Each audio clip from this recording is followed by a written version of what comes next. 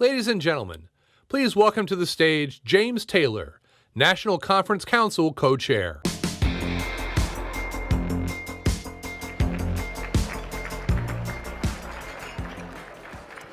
Good afternoon, everyone.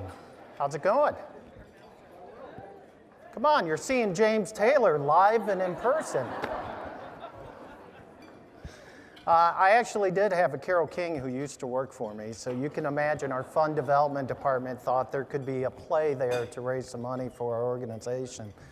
Again, welcome to Indianapolis. We're delighted to be able to host this year's conference, and we're delighted for the incredible support that we've gotten from our council that helped put together today's events, especially the local flavor that was given through the members of the Indiana Council. So in addition to myself, Lynn Kyle, who was my co-chair, was a part of that council. Melissa Benton, who's on staff with our community center and frankly did a lot of my job that I was supposed to do as co-chair. Sharon Pierce from the Villages of Indiana, and David Seiler. These local folks really put a lot of time and effort, and I think are part of the reason that we're going to have a great conference this year. I also want to thank Lilly Endowment for their amazing support for this conference and especially for tonight's reception. So please, please, please come to the Children's Museum. You will experience a one-of-a-kind event. And in addition to Lilly Endowment support for the event tonight, they are also the ones sponsoring today's panel discussion.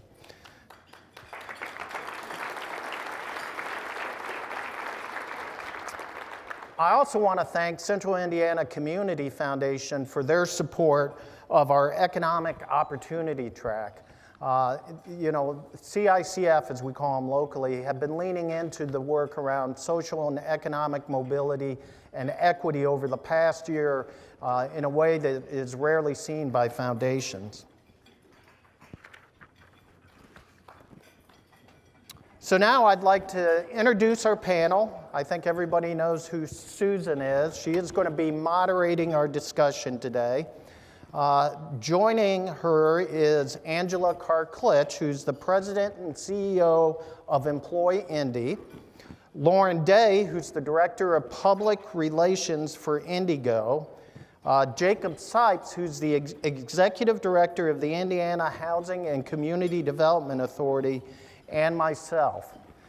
Today's panel discussion is about economic and social mobility. How do you mobilize systems, and how do that kind of vague notion of systems play out in a specific neighborhood? In this case, it happens to be my neighborhood. So with that, I will turn it over to Susan. Thank you very much, James. Welcome, everyone. And in my 5'2" body, I have to sit like this, because if I sat like this, I'd be like this, and that's probably not going to work. So I'm going to do this, keep my back straight.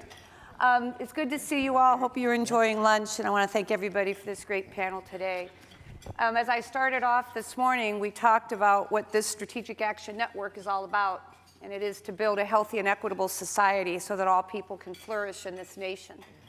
And we know that to get that done, it isn't just about the proliferation of our programs and services, but what difference are we truly making? And the kind of difference our nation now needs to be making is not anything that any one of you in this room, or any one national association, or any one state agency alone can create.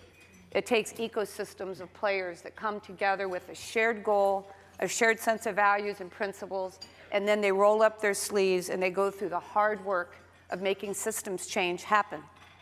Well, when that occurs, what we hope to see is whether that is through the lens of education achievement, better health, whether that is people living with greater safety and resilience. Ultimately, aren't we trying to achieve socioeconomic mobility for all people in this country? And as Ken Hardy reminded us today, we can't have this conversation and not have it about race as well, because it is much harder for people of color in our nation to achieve the same socioeconomic mobility that so many of us in this room take for granted. This is the tough work. This is the work I think we've all been called to ultimately do. with and through the unique way in which we provide our programs and services, our leadership, our deep and generative partnerships, our innovative spirit, and again, that paramount responsibility to advocacy. So today you're going to have the opportunity to get a glimpse at what it's like to drive ecosystem level change within a community, the east side of Indianapolis. We hope you're going to get a chance to look at what that's looking like from the ground, the good, the bad, the ugly, the hard work. This is sausage making when you're trying to create systemic change so that all people can thrive. But I also hope you get a glimpse at the significant role of the John Bonner Neighborhood Center under the leadership of James Taylor. I do love James Taylor, by the way. Thank you. Under the leadership of James Taylor and his team, as they ensure that resident voice, resident leadership, full resident participation is happening every step of the way. As people are trying to help all people in the community succeed, we do it with and through our neighbors, not to and for them. And the James Bonner Center is a testament to the Settlement House movement in this nation, something the Alliance was very proud to bring into our national association several years ago. So what I'd like to do is start off, and I want to talk specifically to Jacob, Lauren, and Angie. And I'd like you guys to paint a picture for us of what your role is looking like in this work that you're doing here, and where you see your organization is working to address the issue of social economic mobility at a two-generation race equity lens, and the work of this larger ecosystem. And then James, I'll have you come in after that. Sure. Want to start? I'd be happy to start. Awesome. So again, my name is Angie Carter. Klitzsch. I'm so pleased to be here today. Thank you for the invitation to join you and to learn from you, frankly. I'm serving currently as the president and CEO of EmployIndy. We're the workforce development board for Marion County, but I have a history of working with the Bonner Center among many other of our community-based organizations as part of CICF previously. And as a result, I think, of that work, I recognized pretty quickly when I assumed this responsibility that we were not the only player in town. And in fact, there was a pretty significant disconnect from our public workforce system with community-based groups who were doing, rolling up their sleeves and really doing the work on the ground. So what we endeavored to do at EmployIndy was really to take a step back and see where we could be additive to the existing work versus prescriptive and saying, this is what has to be done because of compliance and all the other fun things that come with the Workforce Innovation and Opportunity Act funding.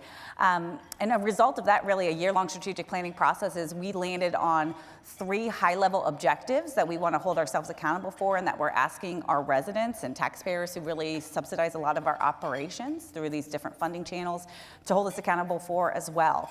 And these are not dependent on the funding stream. We have 46 funding streams that come through our agency. What we're saying is we will be the responsible party for blending or braiding those funding streams to achieve these objectives, which are to ensure that all employers in our community have the talent they need to take advantage of the local labor market and continue to undergird our economy. And we do that through several ways. Obviously, the most immediate is the last mile of hiring, but we've expanded our supply chains and aggregating that, in that we're not just doing our American Job Center or our Work One, which is what the requirement is. We're working with community-based groups, adult education providers, K-12 school systems, to really be that broker of employer relationships with their clientele. And that hopefully would allow these community-based organizations to focus on their core competency, which is meeting people where they're at, both geographically as well on their personal educational journeys. We also believe that there's a gap, particularly for opportunity youth or out-of-school youth. There's many working in the in-school youth space, and we're there as well in the prevention category, but we do a lot in the intervention category because there's a pretty significant leaky pipeline. And again, we're endeavoring to do that through community partners. So we're blending philanthropic funding with WIOA dollars and working with 11 community-based groups so that they can have the resources they need to really work with young adults and help them connect to the other systems that exist out there, whether they be education or whether they be the public workforce system. And then finally, and probably relevant for today's conversation in particular, is that we are focused on a place-based strategy. We can no longer be responsive or reactive to people walking in our doors at the American Job Center. We know that there's a disproportionate number of people who are underemployed in certain communities. They tend to be communities of color. They've been disenfranchised for a number of years, multi-generational poverty, issues of redlining previously. And what we're doing is really naming those 5 neighborhoods, 5 zip codes, and working collaboratively with partners to increase our service delivery in those spaces. And those partnerships exist, again, with community-based groups like Bonner, but also with our library system. So again, using existing partners and existing associations that are already doing the work and trying to infuse whatever tools, funding, and resources we have available to really scale and also to enhance the quality of the work being delivered in those respective geographic zones. Well, that's fabulous. Thank you so much. Lauren. So I am the Director of Public Affairs and Partnerships at IndyGo. We are the largest transit provider here in Marion County. We just opened our first rapid transit line, the Red Line, and I had a little bird in my ear remind you all that you can actually take the Red Line for free to the Children's Museum tonight from downtown. So grab a buddy and do that. But we went through an upgrade of our strategic plan 2 years ago, and we changed our mission and vision to include mobility instead of the word transportation, because mobility is a whole suite of solutions about how you can get around your community. And we see our role as the transit agency to best use the resources available to us to be a part of that mobility solution. And so Indianapolis is ranked top 5 probably of major cities in terms of affordability when it comes to housing, but we're actually one of the top 5 most expensive cities when you look at the cost of transportation. We have a huge disconnect from where people live and where they're able to be best and highest employed. And so we at IndyGo, our role is, with the resources again that we have, to try to connect people efficiently, reliably, within reasonably cost and walking distance to the best job that they can receive. In 2016, we had a voter referendum. It's an income-based voter referendum, which is pretty incredible. It's one of the first in the country for dedicated transportation projects. So over the next 5 years, we are able to increase our service on the street by 70%. It's largely almost opening another transit agency, which is incredible. So every route will run every day. We will have longer hours of service, again, trying to capture those second and third shift workers that previously have been very stranded with our existing transportation system, and implementing 3 rapid transit lines, the first of which we opened on September 1st, and then 2 more to come that will run through our densest corridors. So that's where people are living, working, where those resources, the amenities, and the necessities for life are. So this will, in large wholesale, really narrow that gap between what people are able to access, what they need to get to, and what they want to get to. And then we're also working on some specific projects that I think are worth mentioning. Our public school system, there are about almost 6,000 high school students that currently use the yellow school bus system. And if you know anything about how that transportation planning works, it is not efficient. And they are looking at their budget, and this is a huge area to save. We are investing 70% increase in our service to better connect communities. They need to save money in transportation. So we are working directly with the public school district, and we now have a free annual transit pass in the hands of every high school student. Wow, cool. Which is incredible. Awesome. Thank you. That's exciting. And back to the sausage making, it's so exciting to say it has been a long road to get here and figure out what that is. And both systems are running in parallel for a year. We're going to use that to collect feedback from the students, from the parents, because it's a big change for the school district to sort of implement this permanently as the solution. But what we're seeing with the data is great, because right now it's not just about getting to and from school. We are allowing you to participate in after-school activities. There are many more students that we're hearing anecdotally are able to participate in workforce development projects, in internships, getting to schools, reducing the burden that the family feels of having to have a car accessible, either to get to and from that job, participate on a sports team, all the things that you think about. Many of us didn't maybe have to worry about as much. And so when we're looking at the data, we're seeing really high usage during those to and from school hours, but we're also seeing some really exciting numbers on the weekends and on the evenings.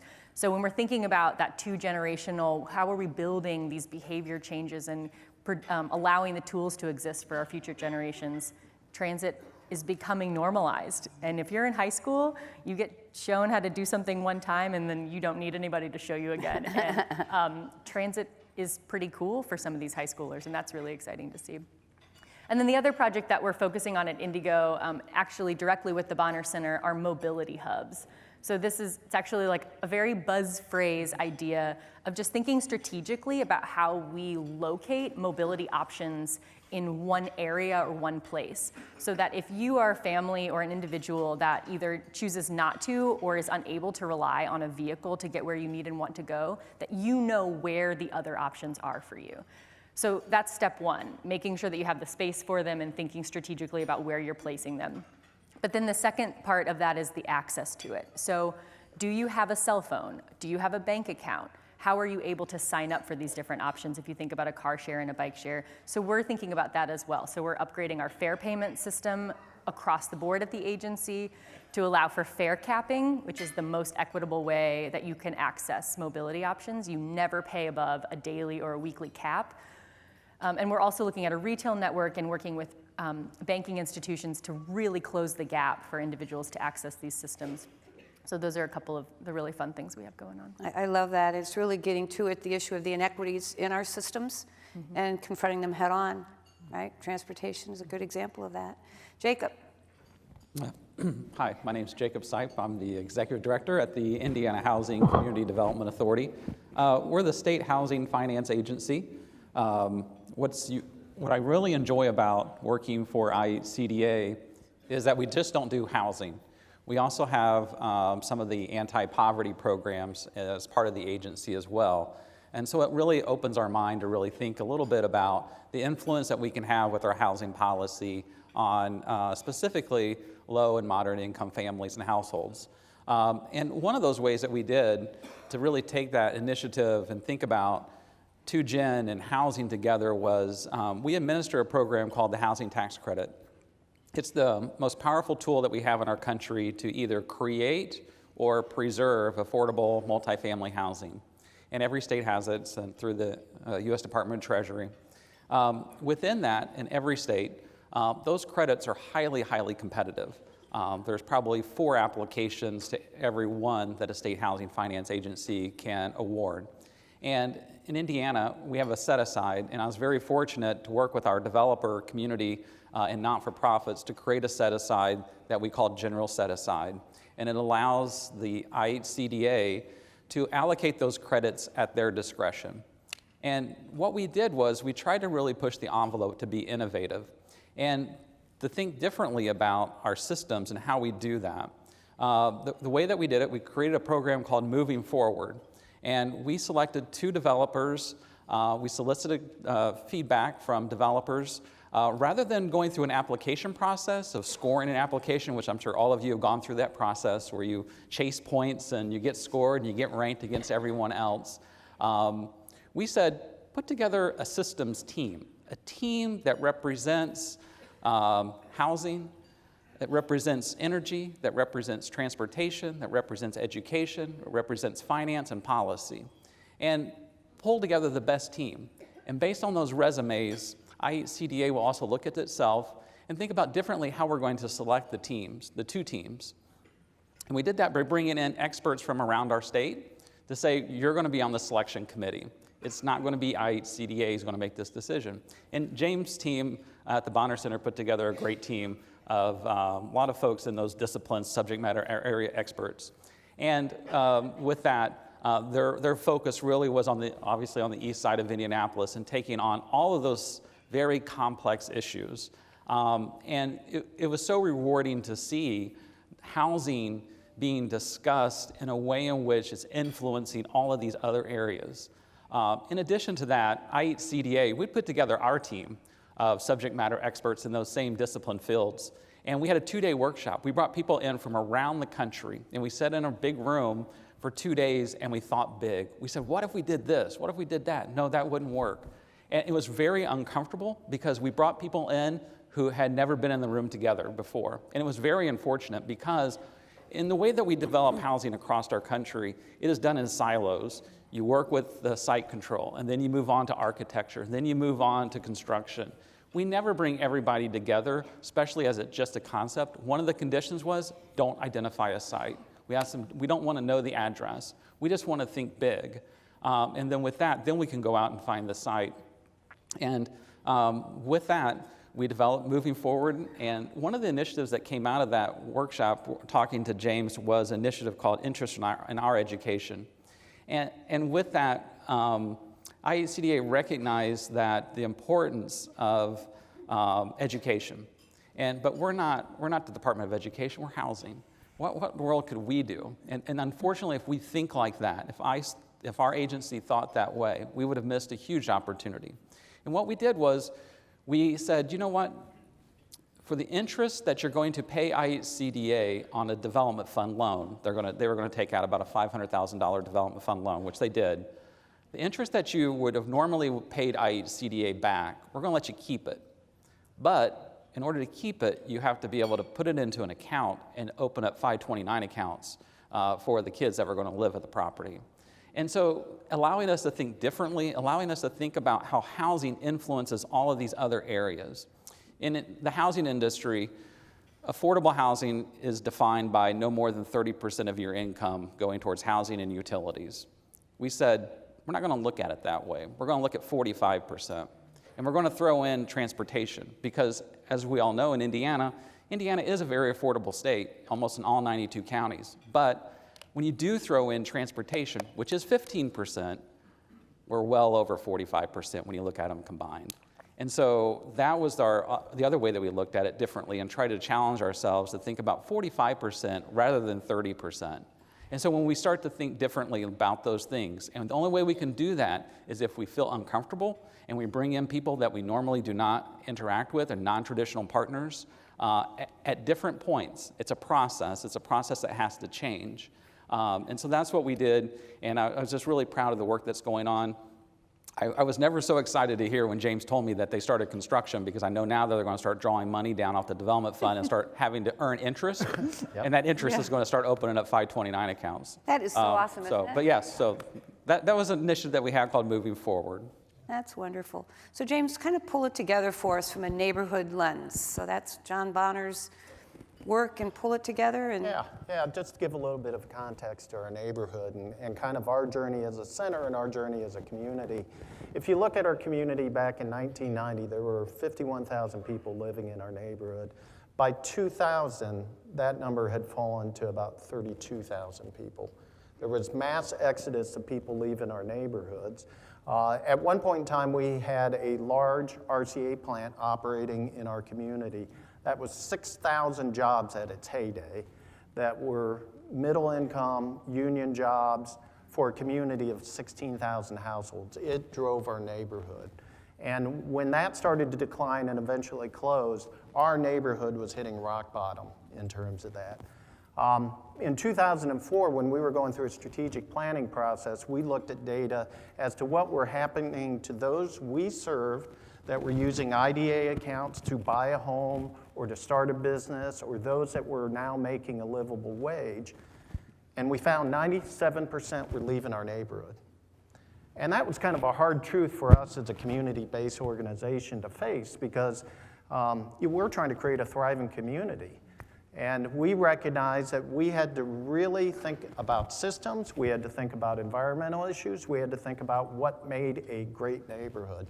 So 3 things have changed in that point in time that has prepared our neighborhood in terms of being able to take advantage of big transformational opportunities in our community. Number 1 is community organizing. At that point in time, all our different community groups would have their strategic plans. They would, maybe do surveys or get some outside input. But the community itself hadn't set its own strategic plan. And so through using community organizing principles, we hired a community organizer. We went out and began engaging resident voice, not only to be heard, but to lead change that was happening in our community. The second thing, if you're familiar with asset-based community development, if you don't know who John McKnight is, look him up, get his books, read about him. If you think about strength-based practices with families, this is essentially strength-based practices with communities as a part of that. The third thing that we've been doing is that we've been building of our capacity of our community to have the skills, to have the wherewithal, to have the sophistication to do complicated tax credit kinds of projects within our neighborhood. And that's not only our community center, it's our other collective community agencies that are a part of that work. And all that kind of culminates in being able to be in a position to receive greatness as a community. It just didn't happen because we decided we deserve it or that we wanted it or that it should happen. It happened because of a long time of preparation by our neighborhood.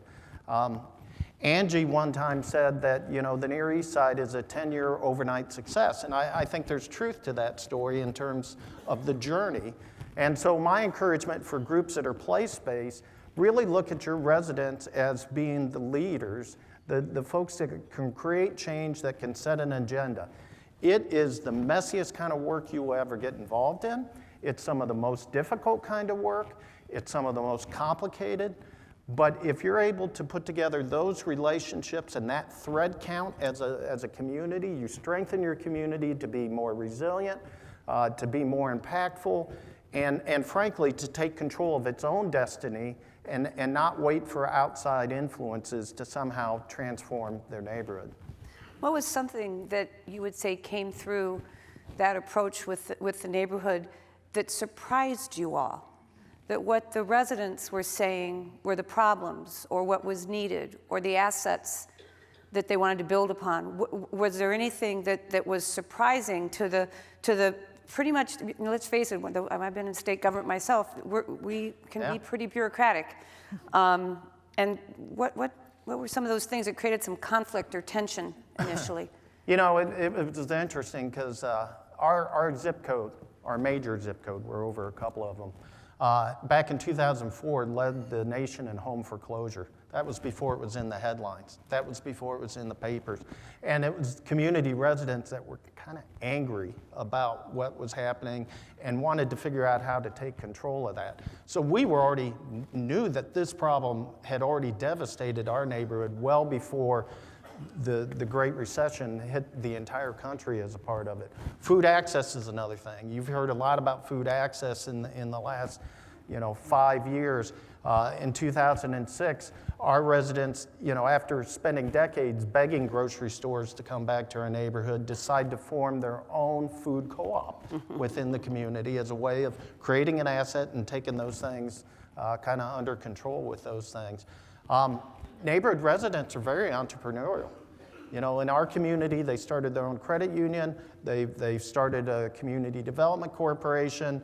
They have found ways that they are able to leverage their own assets and their own money. They put their own money into some of these efforts as a part of it.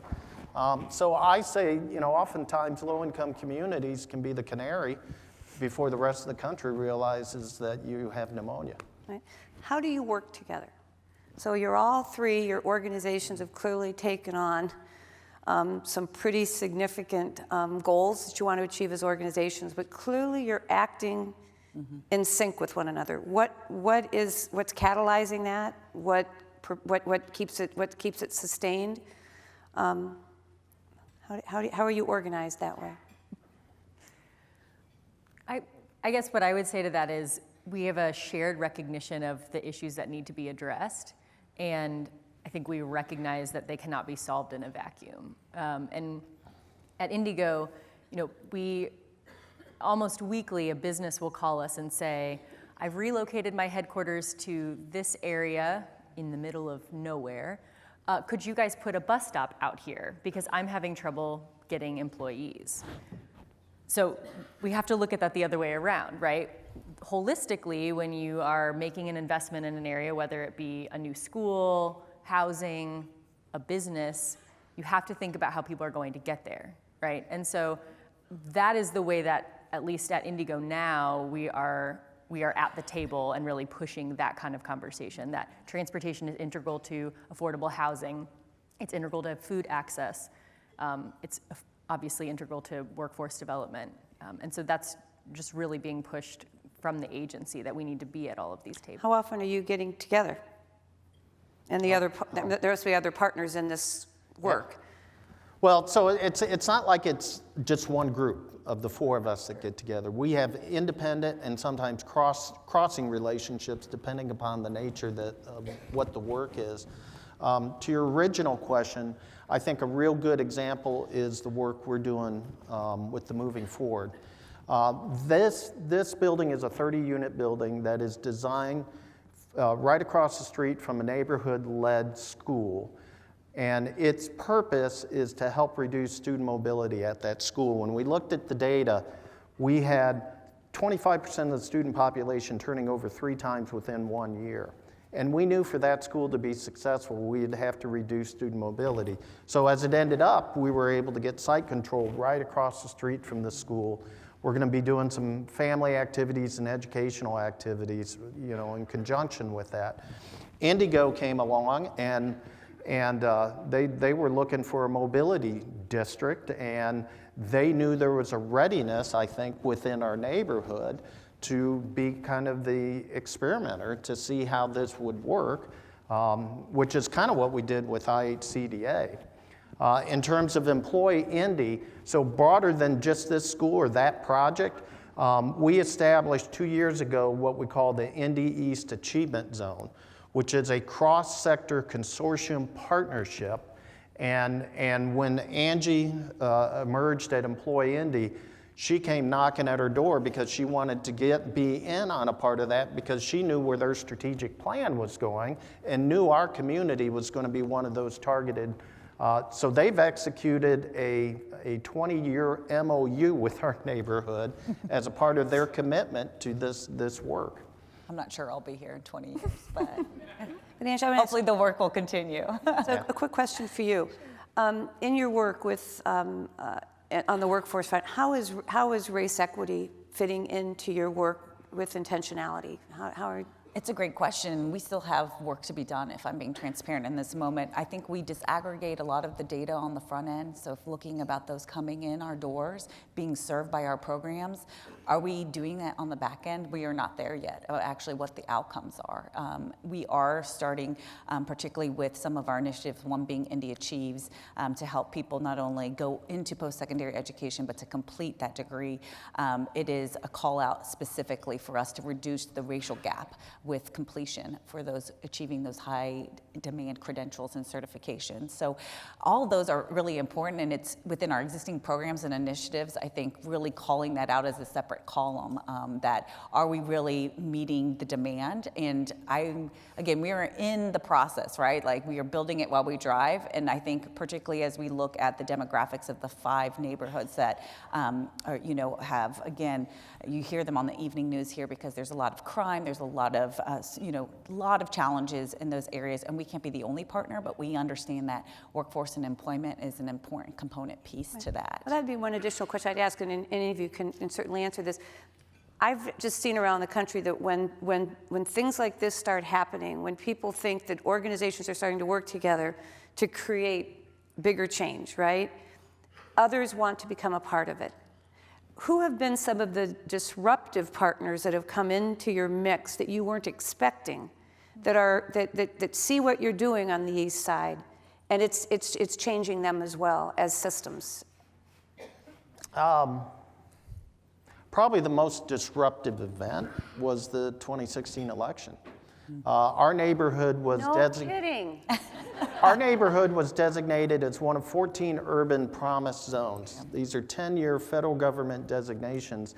Doesn't come with money with it, but it's designed to leverage federal tools to help a local community with a local plan solve local problems, right? That sounds very bipartisan to me. But with the changeover in the administration, there was a lot of trepidation because it was attached to the Obama administration that this would be killed off. So all the promise zones, not just the urban, but the rural and the tribals, they organized, and we have been going to Washington, D.C. every year visiting with each of the federal departments. We've had visits with the White House. We've met with the chief of staff for the vice president. advocating for these local communities. And what was once almost assuredly death for the program remains alive. Now it's competing a little bit with the opportunity zones coming out of the tax cuts, but it has actually survived and is proposing new ideas when we go this coming November. And in Indiana, the 2 opportunity zones that we have, I'm sorry, not Promise zones. Promise zones, have done a really nice job of organizing and having your own events, sharing information. I know I've been to a couple of them, and I've always enjoyed just hearing the progress that's being made and then the challenges that are happening. But it seems like there's one down in Evansville, Indiana, than here, and the communication seems to be really, I don't know, you guys are doing a really nice job of sharing information and best practices. Wonderful. I mean, one breakthrough I'd like to share is the integration of the public workforce system with our housing authority. So under the Workforce Innovation Opportunity Act, you have required partners. So that's going to include, adult education. It's going to include FSSA and a few others. But that MOU that needs to be signed for compliance purposes does not live the spirit of the law. And early on, while community-based work is incredibly messy, that ended up being easier to work with partners than it was the required partners. But with new leadership at the Housing Authority, we've made some breakthroughs and are actually deploying and delivering a lot of our workforce development programming on site in the public spaces there. And really now working with employers who have contracts with the Housing Authority for whether windows or roofing or different kind of facilities maintenance or procurement activities, they have to hire a certain number of the residents. And before they were just paying off to basically meet that threshold. And we've actually been able to get 8 young people jobs placing windows at 2 of the residents that are actually in the Near East Side. So that's awesome. It's small, but it's definitely something to be looking forward to trying to expand upon in the future. So we've all seen systems change efforts where we pick a big, hairy, audacious goal and we all roll up our sleeves and we do it, but sometimes it can be very leadership dependent. And so the leaders go away, and guess what else goes away, right? And you are all 4 formidable leaders, but you won't be in your positions forever. So what's going to scale and sustain this work in Indianapolis? And if there was one insight you would have for your colleagues here in the room about what you as a leader of an organization have had to wrestle with as you think about change within yourselves as organizations, but also your stewardship of this in a way that will perpetuate this beyond your tenures. That's a tough one. At IHCDA, we have a culture of change, culture of continuous improvement. And unless you have that culture of continuing striving to be better, it's really difficult. And we have to also step back, and it's not always about policy.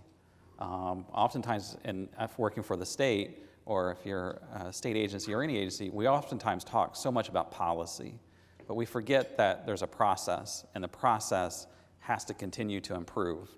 And you have to think about the layers of hoops, the layers of red tape, the layers of obstacles that are created, and to completely change a process. To think about going, for our agency to give up allowing somebody independent of our agency to make a decision on who we're going to fund, that is a huge systems change.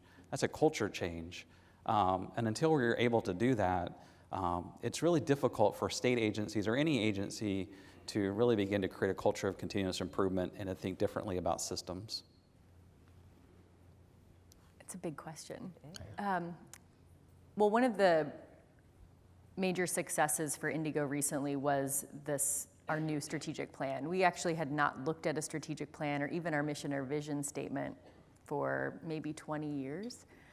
And so that was a huge deal to say, as an agency, we are going to focus on being at the core of mobility, and we're going to work on partnerships and innovation. So really setting in stone what our goals are for really the next 5 and 10 years. And then when I think about our partnership with IPS, because that is something that is really important to me and that to the agency now, and that I think has long-term benefits.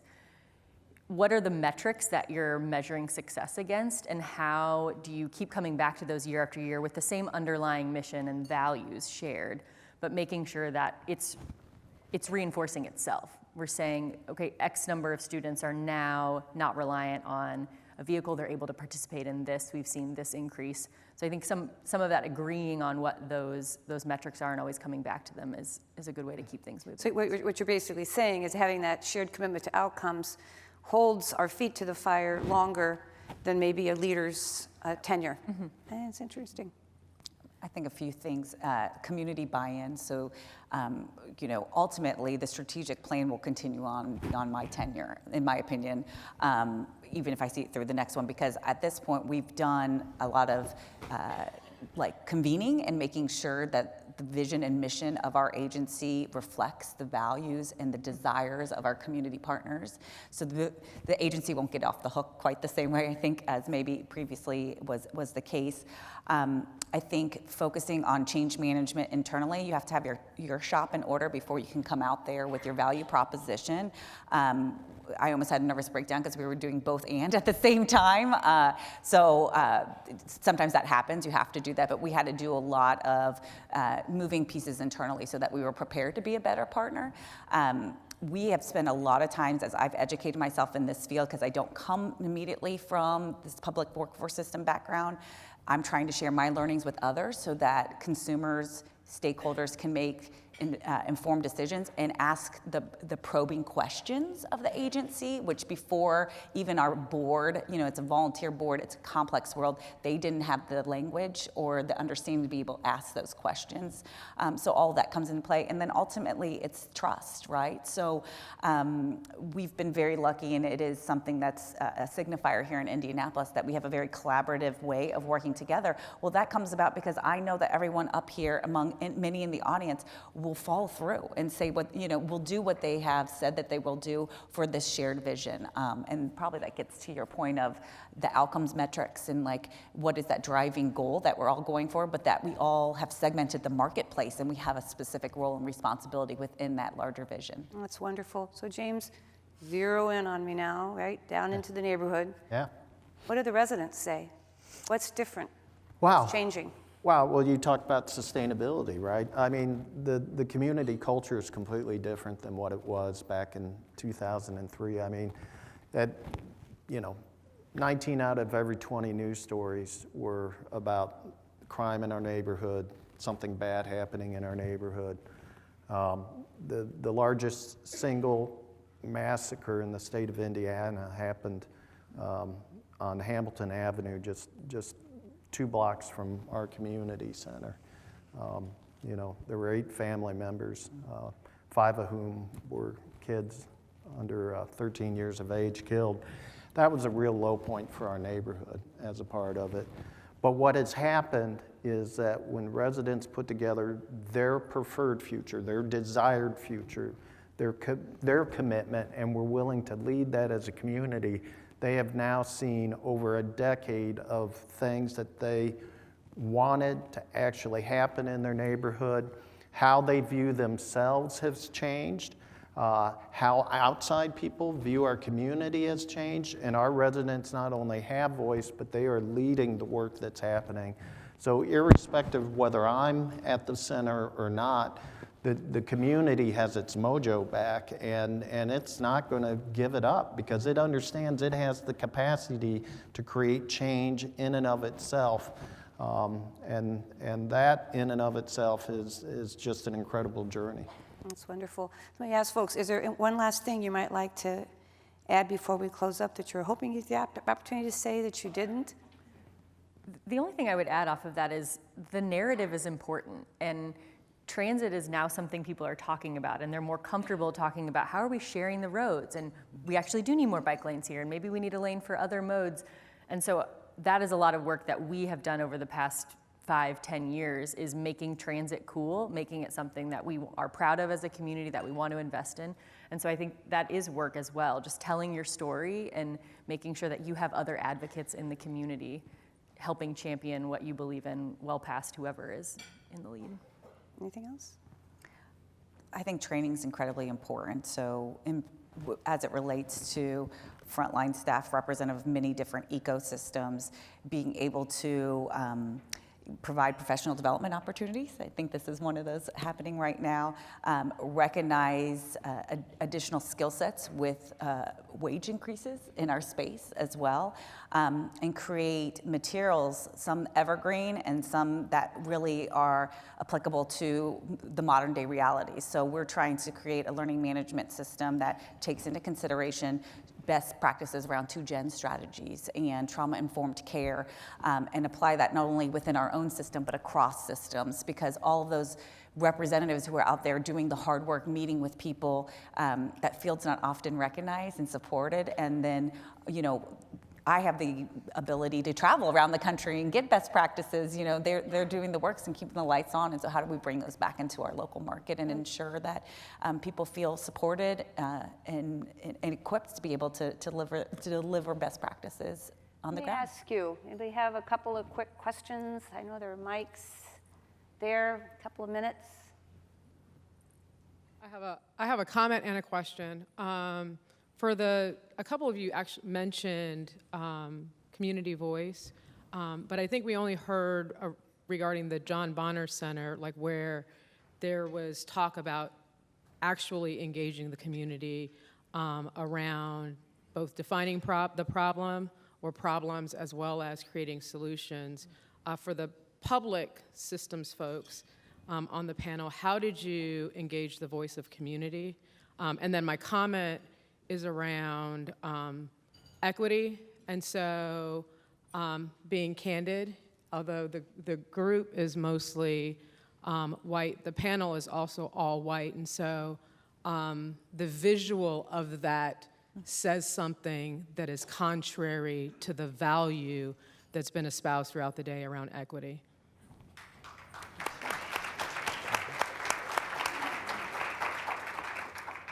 So I can speak to the transit plan that defined where the investment was going to go. It was, I believe, still one of the largest public engagement efforts in the state to collect input from current and potential riders, community leaders, stakeholders, elected officials about what the future of transit needed to be, where should we be investing, and really getting down to from our riders. And I'm a rider.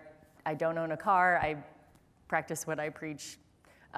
What do we want as bus riders? What do we need, really? And that's where that every route, every day, longer hours of service, real-time information, trip planning tools, sort of those on-the-ground, the nitty-gritty stuff really came to. That became the core of what we're investing in moving forward. And at Indigo, I have a manager of engagement. We have a whole team around. We never stop really participating. And the work with the Bonner Center for the mobility hubs, we started by asking the community, what are your transportation barriers? And what makes you feel worried about getting where you need to go? And if this existed, would that reduce that worry? So really trying to get at how we can kind of attack the issue at the core. Do we have one more question? Want to ask? One of the things I hope as we close this up is that we're thinking as a network that social economic mobility isn't a program, it isn't a service, it's an orientation that has to permeate every fiber in our organizations. That no matter what door a person comes through, that we're looking at them through the lens of whole health and well-being and their opportunities for economic mobility in their lives. We're kidding ourselves, and I really appreciate the comment about the whiteness of the panel. I think that is a very good observation for this work, but indeed what we did is we invited the leaders of the organizations that are leading the effort within the East Side. But I think it's also important for us to keep in mind that at the end of the day, we can do this work. We can say, well, yes, Susan, we have a program, and yes, we're serving a predominance of people of color in our program, but that doesn't mean that we're practicing equity, diversity, and inclusion in our organization and in our work. So this has been fabulous. I can't thank you enough because you've been bold enough to dare to change as systems, and I know as a former public sector person, that ain't easy to do. James, it's wonderful to see a community-based organization in a pivotal leadership role, keeping everybody centered on what this is about. And it's about the neighborhood and the people that live there. And I thank you all very much for your attention as well.